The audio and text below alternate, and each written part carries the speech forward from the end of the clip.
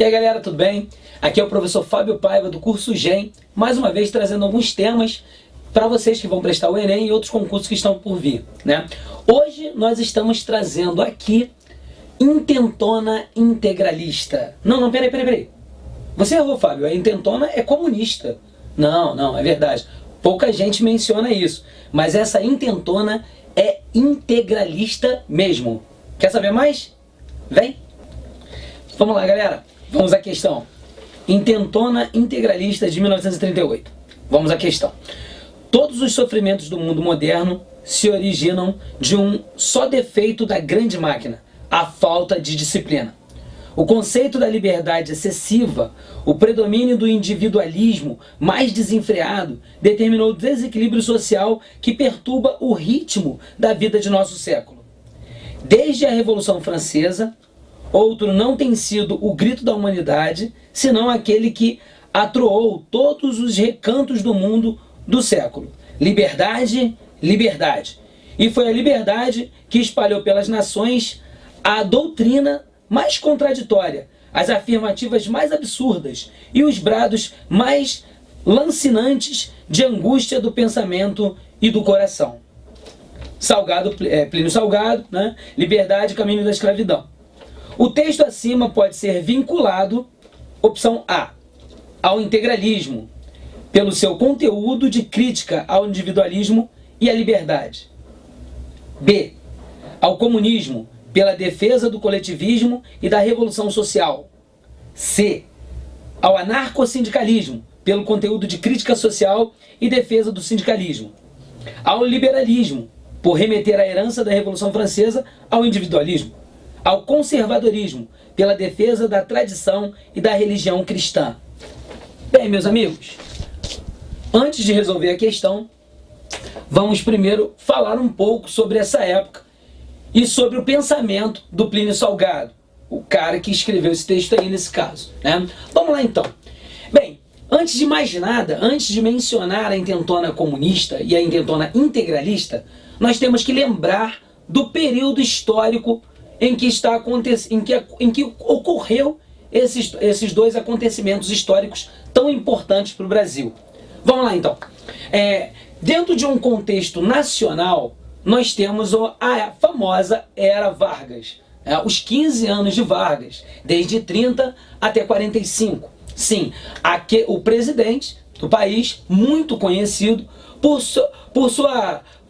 seu sentido nacionalista, por suas obras, por suas reformas, por sua industrialização, por todo o seu movimento, por sua ditadura. Sim, a Era Vargas. Bem, a Era Vargas, só lembrando, fazendo um breve histórico dela, a Era Vargas começa em 1930, é dividida em 3 fases, onde a primeira é o governo provisório, que vai de 30 a 34, depois o governo constitucional, que vai de 34 a 37, e enfim, o que nós vamos mencionar, que é o Estado Novo, uma parte do Estado Novo, que vai de 37 até 1945. Tudo bem. O governo provisório, Vargas entra através de um golpe que tem uma origem muito forte naquela crise do café, na crise 29, dos americanos, onde eles pararam de comprar nosso café. A hora, né, da política do café com leite era a vez de um mineiro de Minas representar, né, o país, mas São Paulo colocou mais um candidato, que foi o Júlio Prestes. Foram para as eleições, Júlio Prestes, houve o racha, Minas Gerais fez aliança liberal, colocou Getúlio Vargas como candidato à presidência e, nisso tudo, Júlio Prestes venceu.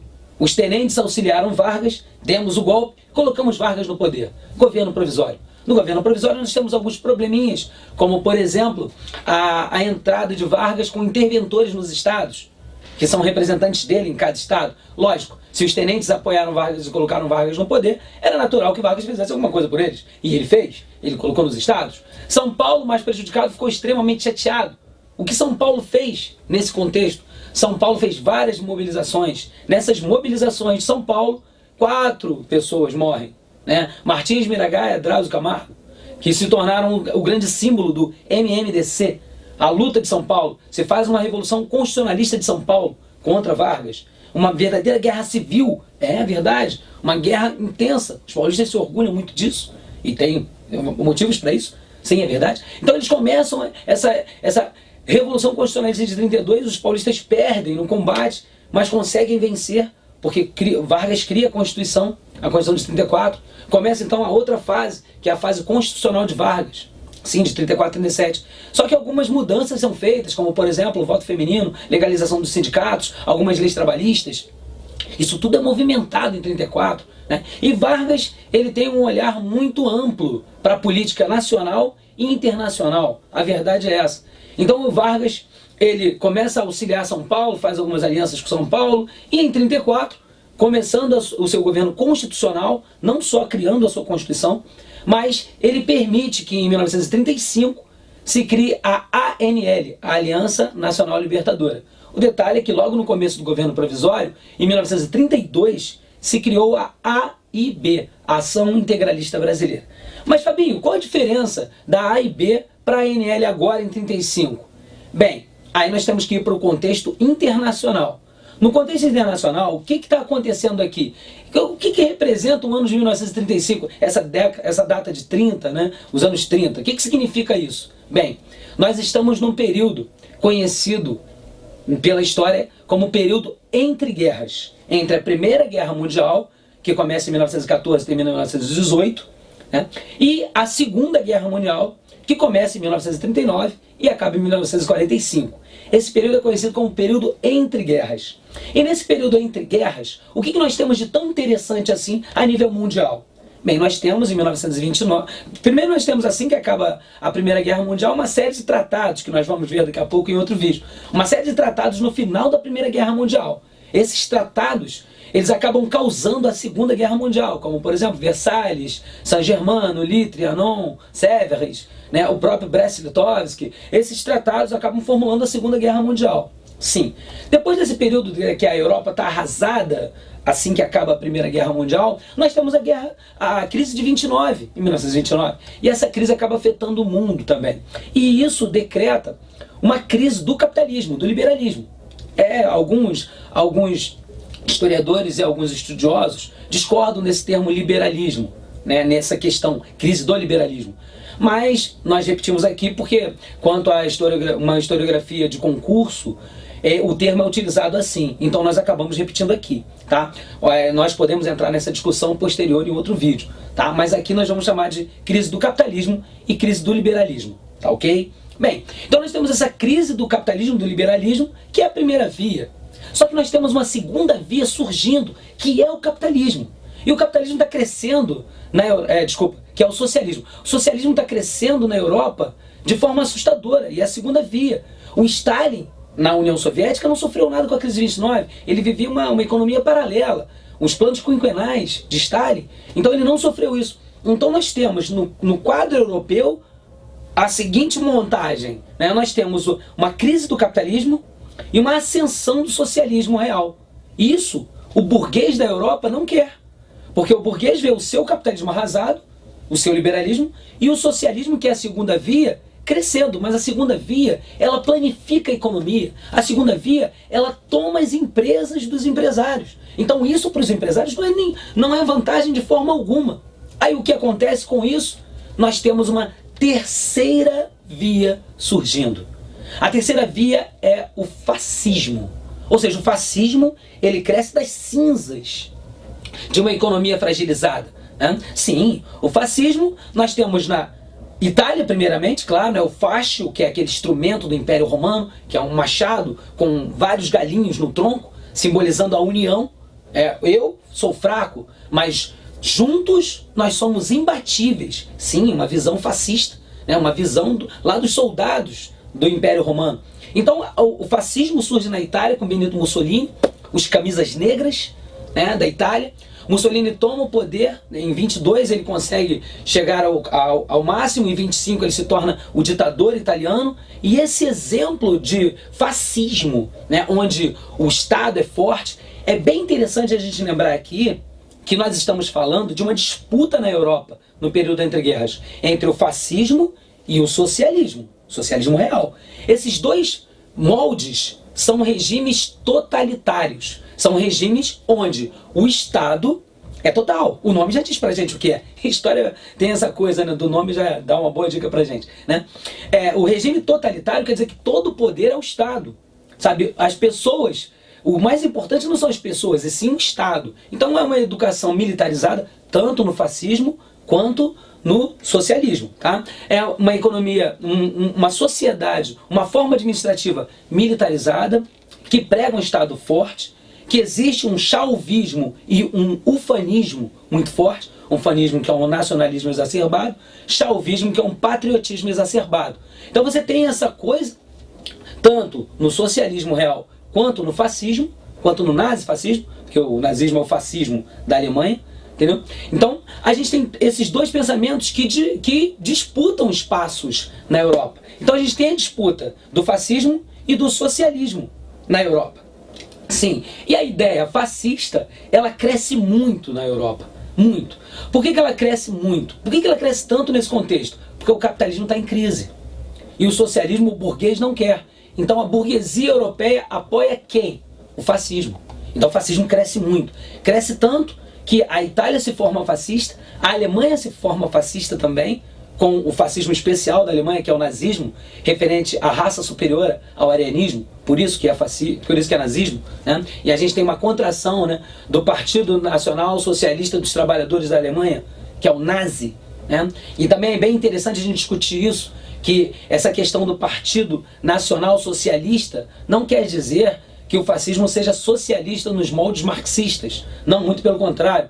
É só um termo utilizado para a questão social e não das ideias marxistas, entendeu? Até porque o fascismo, ele é de direita e não de esquerda. Porque se é apoiado pela burguesia, é apoiado pela direita. Aliás, ele é ultradireita. Eu sei que existem discussões, alguns pensadores discutem, divergem, né, com relação a isso, mas para concurso, vocês vão prestar concurso, então para concurso, a gente tem que entender que o fascismo é de direita, é de ultradireita, e que o socialismo real é de esquerda, tá ok? Então a gente pontua isso muito bem. Além da Itália e da Alemanha, a gente ainda tem o fascismo na Espanha e Portugal, com Franco e Salazar.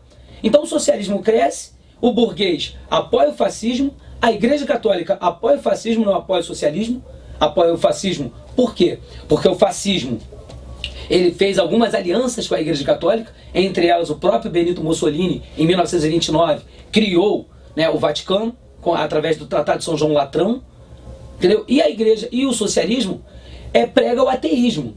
Afinal de contas, a religião é o ópio do povo, segundo Marx. Então a gente tem a coisa da pregação do ateísmo pelo lado socialista e o fascismo fazendo alianças com a Igreja Católica. Então o fascismo toma corpo na Europa e o socialismo também toma corpo, né?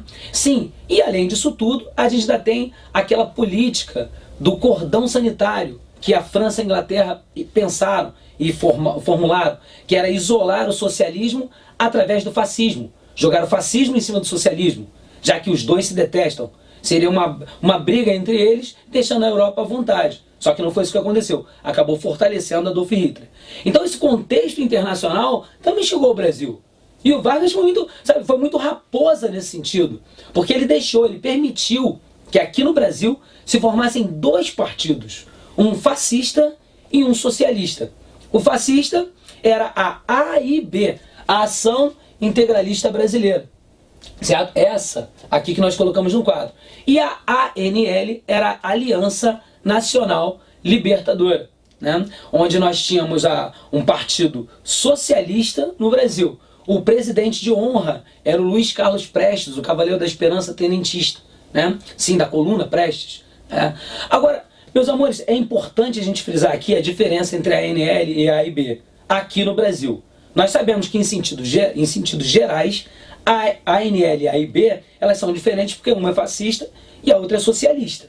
Sim, mas aqui no Brasil a gente já tem uma diferença a mais que isso. Sabe, a gente tem uma cereja no bolo. A gente tem algo, sabe, que dá uma pitadinha a mais. Que é o seguinte, a AIB, a Ação Integralista Brasileira, ela tem por base, a Ação Integralista Brasileira, ela tem por base a Marinha Brasileira, tá? A Marinha Brasileira, ela que dá corpo à AIB, a Ação Integralista Brasileira. E no caso da ANL, Aliança Nacional Libertadora, quem dá base para a ANL é o Exército. Sim, aqueles tenentes, muitas dissidências do tenentismo de 22, que dá base. Então a gente tem, além de uma disputa fascista, socialista, a gente ainda tem uma disputa da Marinha com o Exército, sabe, com representantes. Óbvio, sem dúvida nenhuma, que não é toda a Marinha e não é todo o Exército. É uma parcela deles, sabe, o corpo, a base dos dois movimentos. A base da A e B é da Marinha, a base da ANL é do Exército. Tudo bem? Existem indícios, galera, que até o João Cândido, o João Cândido de 1910, da revolta da Chibata, ele tenha, sabe, flertado com a A e B, com a Ação Integralista Brasileira. Mesmo estando afastado da Marinha nessa ocasião, ele se aproximou da A e B. Ele tinha, assim, ideais muito próximos do Plínio Salgado, né? Porque a do Plínio Salgado, né, a A e B brasileira, ela também, assim, pensava como fascismo, né? Que a liberdade era um mal, sabe? A liberdade, ela atrapalhava uma administração, porque o povo, ele tem que ser representado, sabe? Ele tem que ser conduzido, ele tem que ser, sabe, induzido, caminhado passo a passo, porque senão o povo, por liberdade, por democracia demais, atrapalha. Sabe, a gente precisa de um governo mais rígido, mais sério, que controle, que bote a situação do país nas rédeas, sabe, no controle. E isso a e B pensa. Agora, a ANL, a Ação Nacional Libertadora, ela já pensa um pouco diferente. Ela pensa no social, ela pensa que as pessoas devem ter direito de se expressar, liberdade de expressão, liberdade de ir e vir, a liberdade que constrói, né? Liberdade, igualdade, fraternidade do iluminismo, sim, mas agora com o teor proletário, com o teor trabalhador, tá? O teor trabalhista, né? Que aqui na América a gente tem como o populismo e na Europa o corporativismo, né? Que é ter as massas trabalhando no seu sentido, acreditando no seu ideal. A propaganda, ela é muito forte nesse contexto. Bem, demos um panorama nacional e internacional. Agora vamos para a intentona integralista. O que aconteceu nessa intentona integralista? Primeiro, nós temos a palavra intentona, que é uma loucura, né? É uma loucura, né? Tentar fazer isso que eles fizeram, a palavra intentona, né? Loucura. O que eles fizeram? Primeiro, se teve em 1935 uma intentona comunista, que foi uma tentativa de comunismo no Brasil. 1935, a gente tem a abertura da ANL, que Vargas permite, e depois o próprio Vargas fecha a ANL, a Aliança Nacional Libertadora. E aí o Luiz Carlos Prestes é preso, sim, a sua esposa, a Olga Benário, ela é deportada, e vocês já devem ter visto o filme sobre ela.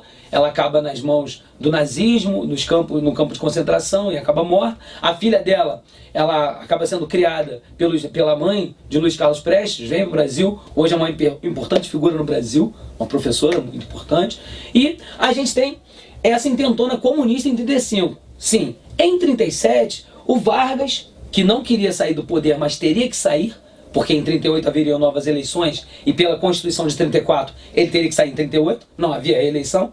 Então o que ele faz? Ele, com a ajuda da A e B, da Ação Integralista Brasileira, ele cria o Plano Cohen, que é claro, uma faceta de Vargas, né? O Plano Cohen não era nada mais que um treinamento do Exército, mas ele faz essa faceta e afirma que o Plano Cohen é um plano comunista que vai pegar os soldados nos quartéis, sabe, de pijamas ainda. Muito pior que a intentona comunista. E aí ele fecha o Congresso Nacional, decreta o estado de sítio e cria o Estado Novo, com apoio da intentona integralista, Plínio Salgado e demais. Só que ele não quer dividir seu poder, né? Aqui, quando a gente coloca as características da A e B, a gente tem 1932 é a criação, o grande líder é o Plínio Salgado. A gente tem a saudação, que é a Anauê, né? Que é esticar o braço. Aí você vai falar, poxa, Fabinho, mas é uma cópia do nazismo, né? Esticar o braço, né? A palma, né? E falar alguma palavra. Galera, isso aí é muito antigo. Isso aí é do Império Romano, mas a gente está falando de fascismo, que é um resgate da cultura greco-romana também. E lá, a gente lembra disso, né? Ave César, né? A saudação com a palma da mão. Os nazistas também faziam isso, né? E aqui no Brasil, a gente tinha os nossos camisas verdes, Porque se você parar para pensar um pouquinho, na Itália a gente teve os fascistas que eram as camisas negras de Mussolini. Na Alemanha nós tínhamos os nazistas, que eram as camisas pardas. Sim, e esse festival multicor, né, chegou aqui também. Nós tínhamos os integralistas, que eram a camisa verde. Sim, aí o uniforme do integralismo era todo mundo junto, tudo igualzinho, né? Aquele padrão igualzinho do fascismo italiano e alemão, né? No braço nós não tínhamos uma suástica alemã, mas nós tínhamos o sigma. É o símbolo sigma, que significa somatório. Sim, é a mesma coisa da ideia do facho, né? Eu mais você, nós juntos somos imbatíveis. Então a gente tem o símbolo que é o sigma, somatório, e a gente tem aqui, ó, esses caras auxiliaram Vargas nesse golpe de 37, no golpe que deu origem ao Estado Novo. Só que Vargas, que tinha fechado a ANL em 35, que gerou a Intentona Comunista, agora em 37 ele fecha também a AIB, a Ação Integralista Brasileira. E quando ele fecha a AIB, o que a AIB faz? A Intentona Integralista, certo? O primeiro levante, né, em março e o outro levante em maio, dia 11 de maio de 38. Eles fazem esse levante, os integralistas tentam dar um golpe em Vargas e tomar o poder de Vargas.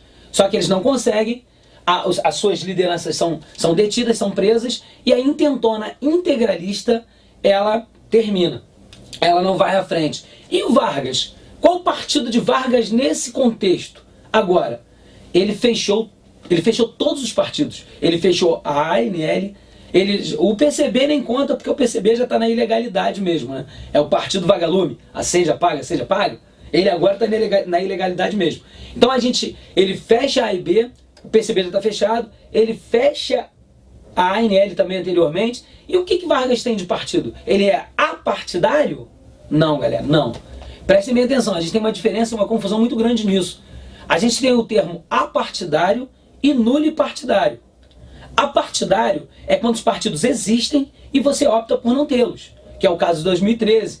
As manifestações nas ruas gritavam: o povo unido não precisa de partido, mas os partidos existiam. Só que uma parte da população não queria adotá-los. Então isso é apartidarismo. É você existir os partidos e você optar por não tê-los. Beleza? Agora, o Vargas foi nulipartidário. O que foi isso? Ele acabou com todos os partidos. E qual era o partido do Vargas nesse período? Vargas era Vargas. Entendeu? Era Vargas. Ou seja, ele era o partido, ele era o país, ele era o cara nesse contexto. Tá ok? Então, meus queridos, só recapitulando, vamos à questão agora para a gente dar a resposta, né, em cima do que é o pensamento da AIB fascista. E o Vargas, ele era fascista ou não era? Galera, para ele ser fascista, ele tinha que ter um partido único, para ser socialista e para ser fascista. E ele não tinha partido, ele ficou nulipartidário. Então a gente pode falar que o Vargas, ele flertava com o fascismo, certo? Ele tinha tendências fascistas muito fortes. Sim, como até a questão das migalhas para a população, o controle dos sindicatos, né, que é uma espécie de corporativismo, só que aqui o populismo, ele tinha isso. Então o Vargas, ele tinha características fascistas, mas a gente não pode afirmar que ele era fascista aqui no Brasil, tá ok? Bem, vou ler a questão agora, vamos lá. A gente falou aqui, né, todos os sofrimentos, tal, do mundo, tal, devido à liberdade excessiva e tal, liberdade. Aí vem, o texto acima pode ser vinculado ao integralismo, pelo seu conteúdo de crítica ao individualismo e à liberdade. Sim, galera, a opção correta da questão é a letra A, sem dúvida nenhuma.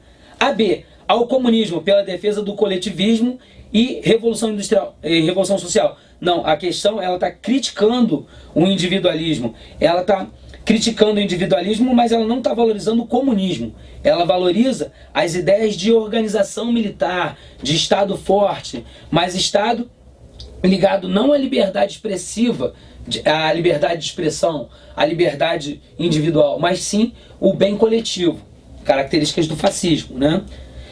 O anarcossindicalismo. Galera, o anarcossindicalismo é um grupo que deu origem aos sindicatos. Então, liberdade do trabalhador não é o que o texto prega.